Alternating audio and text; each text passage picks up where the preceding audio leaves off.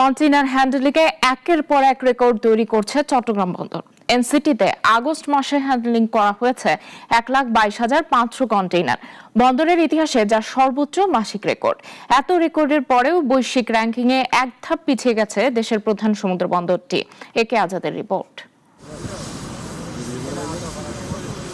তথ্য মতে বাংলাদেশ নৌবাহিনী পরিচালিত চিটাগাং ড্রাই ডক লিমিটেড দায়িত্ব নেওয়ার পর চট্টগ্রাম বন্দরের নিউ মুডিং কন্টেইনার টার্মিনালে 2 মাসের মাথায় অর্থাৎ আগস্ট মাসে হ্যান্ডলিং করা হয়েছে 1,22,500 কন্টেইনার। বন্দরের ইতিহাসে এটি এখন পর্যন্ত সর্বোচ্চ মাসিক রেকর্ড। এর আগের বছর একই সময়ে অর্থাৎ 2024 সালের আগস্টে এই টার্মিনালে হ্যান্ডলিং হয়েছিল 96,000 ইউনিট। সে হিসেবে চলতি বছর হ্যান্ডলিং বেড়েছে প্রায় 27.6%।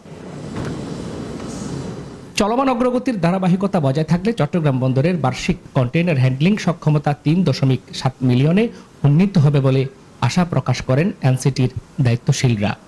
অপেক্ষমান জাহাজ এখন শূন্যের কোটায় নেমে এসেছে।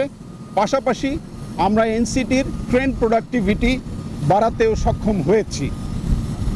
কন্টেইনার ডুয়েল টাইম উল্লেখযোগ্যভাবে কমিয়েছি এবং ইয়ার্ডের সক্ষমতা এমটি কন্টেইনার অপসারণের মাধ্যমে বৃদ্ধি করেছি। তবে এত অর্জনের পরও আন্তর্জাতিক শিপিং বিশ্লেষক সংস্থা লয়েডস লিস্ট প্রকাশিত বৈশ্বিক তালিকায় চট্টগ্রাম বন্দরের অবস্থান এখন এক ধাপ পিছিয়েছে। 67তম থেকে এখন 68তম স্থান করে নিয়েছে চট্টগ্রাম বন্দর। বন্দর সংশ্লিষ্টরা বলছেন এই র্যাঙ্কিং শুধুমাত্র কন্টেইনার হ্যান্ডলিং এর সংখ্যার ভিত্তিতে তৈরি হয় না। তাই র্যাঙ্কিং উন্নীত করতে হলে গুরুত্ব দিতে হবে বন্দরের গুণগত উন্নয়ন, সময় ব্যবস্থাপনা এবং আন্তর্জাতিক মানদণ্ডে সেবা প্রদানের উপর।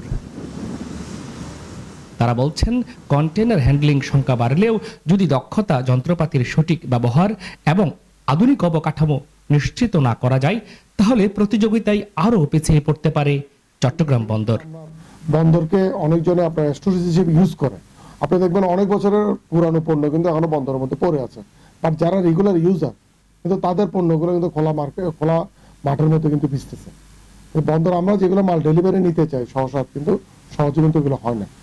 সেই জন্য বন্দরের মধ্যে যে একটা সিস্টেম থাকার কথা, আধুনিক বন্দরের ওই সিস্টেমের মধ্যে এখনো পর্যন্ত আসে না। বন্দর কিন্তু তার যে কার্য পরিচালনা তারা অনেক ভালো সাফল্য দেখিয়েছেন। বিশেষ করে গত 2 মাস ড্রাই ডক যে কাজ করছে সে কাজে যে আমরা গতি দেখছি তাতে কিন্তু চট্টগ্রাম বন্দরের ইতিহাসে চরম সাফল্য তারা দেখিয়েছে এবং ভবিষ্যতের যে তাদের লক্ষ্যমাত্রা সেটি তারা আমরা দেখছি যথেষ্ট ভালো তাদের লক্ষ্যমাত্রা তারা নির্ধারণ করেছে। তো এইভাবে যদি এটা এগিয়ে যাওয়া যায় তাহলে আমার ধারণা যে লয়েড লিস্টের যে হারানো গৌরব আমরা আবার ফিরে পাবো। চট্টগ্রাম বন্দরের সক্ষমতা বাড়াতে ইতিমধ্যে বিভিন্ন পরিকল্পনা গ্রহণ করা হয়েছে। তা বাস্তবায়ন হলে ভবিষ্যতে র্যাঙ্কিংয়ে উন্নতি সম্ভব বলে জানিয়েছে কর্তৃপক্ষ। একে আজাদ, নাগরিক, চট্টগ্রাম।